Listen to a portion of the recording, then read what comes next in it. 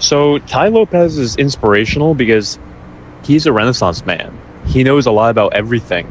So I'm absorbing his philosophy of life, not just his strategies, you know? He's an interesting person overall. Like, I didn't know that he owned farmland. I didn't know that he had so many different mentors in so many different countries. So his philosophy has inspired me, and I want to be somewhat like him, not in terms of like having to have all the money, but in terms of like being very wise and well educated. So that's his whole message, is like educate yourself, understand people very well. Like, he has so many trainings on understanding people, and his whole energy, if you really feel Tai Lopez, he's a giver. He gives knowledge. His mission is to change the world with good ideas and spread good ideas. And that's powerful. Reading a book right now from Swami Sivananda. Oh my God, that lightning explosion in the sky is amazing. And Swami Sivananda has a book called Thought Power. He's talking about how, long story short, there's so many different things that you can expound on in thought, but it creates your life. It creates everything: your health, your wealth, your happiness, your relationships. And so Tai is a deep thinker. Tai really understands. He's very intelligent. He understands people very well. And he's service-oriented. It's not just that he's this manipulative guy. You can kind of sense his internal values, his internal spirit. And I'm really enjoying listening to him talk about psychology from many different points of view. He understands people from many different points of view, from evolution to health, to understanding sales, to understanding how to have successful relationships. And so he's really an icon, inspiring people nowadays, the youth, to educate themselves, to deserve success, not just to want success, not just to flex success. So he teaches all the pitfalls of living foolishly. You know, so many people are trying to live foolishly, and they think that XYZ is going to do it all for them. But he has teachings on so many things, man. So, yeah, I would say I'm just inspired by how much he understands about people. You know, to actually run that many good businesses is a different order of person. You know how many businesses he's actually had that have been very successful. He's so successful that now he's investing in different businesses. Radio Shack, bodybuilding.com. He's actually investing in other businesses because his worth is over 100 million. And that's just not a vanity metric. I'm realizing that a person of his caliber, to be able to provide that much value to the world, that's incredible. It's absolutely incredible. I don't think we understand how incredible it is. Like the amount of intellect, the amount of efficiency, the amount of understanding, the amount of balance that you have to run one company that's making over $10-20 million from zero. You know, he came from zero. So Tai is a very interesting guy. But to make a company from zero and to get it over 10-20 million, he's made companies over 100 million. That means he's helping the world with 100 million units of value in many different ways. You know, he's not McDonald's, he's not Walmart. So it's so interesting thinking about business. It's so interesting thinking about how to create something valuable. He talks about hero veneration, studying the best of the best in the world. So I've been reading. Right now I'm doing a video on the greatest men of all time and how they overcame struggles, how they overcame sickness, how they overcame financial bankruptcy. Napoleon Hill, Tony Robbins.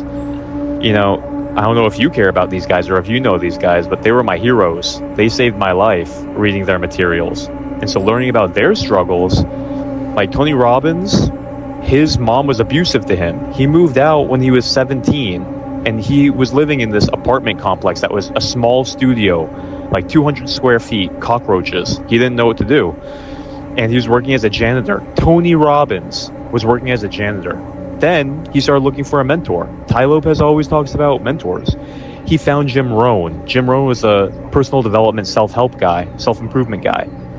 And he started doing seminars for Jim Rohn. but a lot of them were failing. He wasn't good at it. He had to struggle and grind so much in his financial poverty.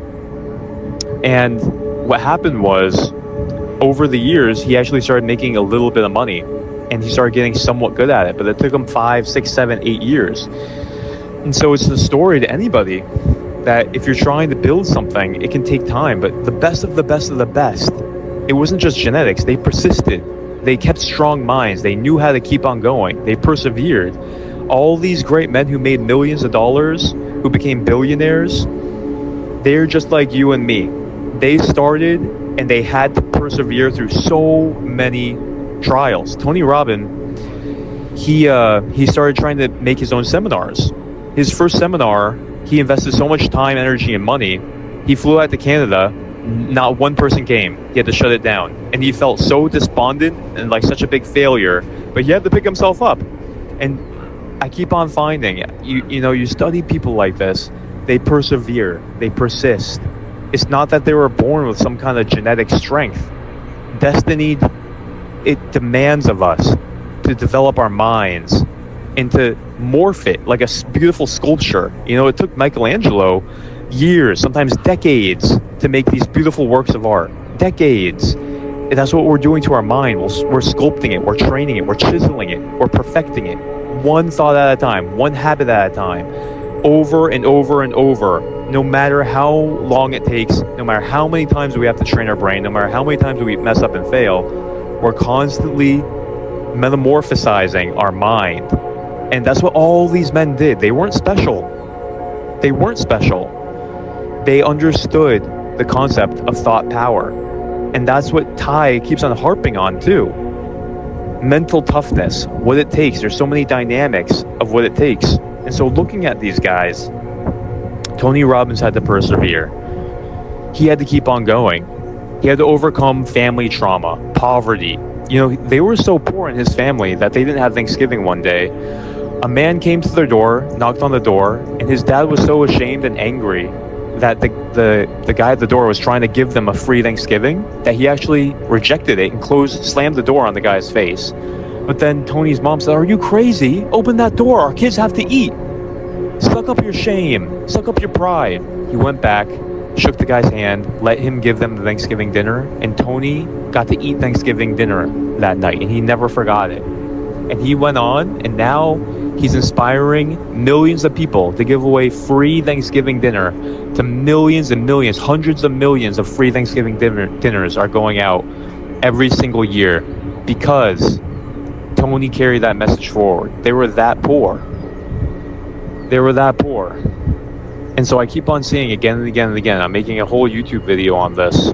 Hero veneration. Tai Lopez talks about this. Will Durant, first chapter of his book, The Greatest Minds of All Time, talks about how today's culture has forgotten the worship and the veneration of true heroes, the people who have innovated and changed the course of history, who change our society, who uphold and keep humanity from falling into despondency, disorganization, the creators of governments, the creators of the innovations and the technologies of the world, the people who truly hold society together. Most of us are just followers of the innovators. We're just imitators at best. Most people can't even imitate them. But Will Durant talks about this in his first chapter.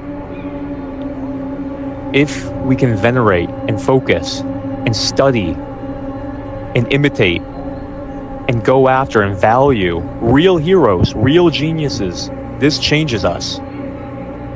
And it morphs us into their countenance. Men who inspire, men who teach, men who take the soul of man and they uplift it with the benevolence, with the care, with the understanding that enriching all these other people like they're their own children enriches their own soul. He understands the bigger picture of what a man's soul can actually ascend to. And so they get enriched, they get empowered by enriching us. But we can only be enriched by them if we venerate them, if we humble ourselves. If we go to their feet and we say, "I understand and respect your greatness, and I will take this stairway to heaven, and it will lead me one step at a time, and I'll keep on going no matter how long it takes, even if it takes my whole life." Like Sadhguru says, this whole life is just one stepping stone towards a higher possibility for the next life. Even if it takes me 10 lifetimes, I will never, ever stop. I will ascend. I will become like these beautiful men, full of moral richness, full of love, full of creativity, full of intelligence. Every weakness can be overcome. Every single weakness, a bodily weakness, a health weakness, a mental weakness, any disease, any boundary, it's there, it's made to be overcome. And there's nothing that the human spirit cannot overcome. We see it again and again and again. The soul of people overcoming every boundary, and that's the rule of karma. But above karma is the rule of thought. And mankind and his power of thought, the thought that creates all the physical universe anyways, is what can overcome all of it. It just makes sense.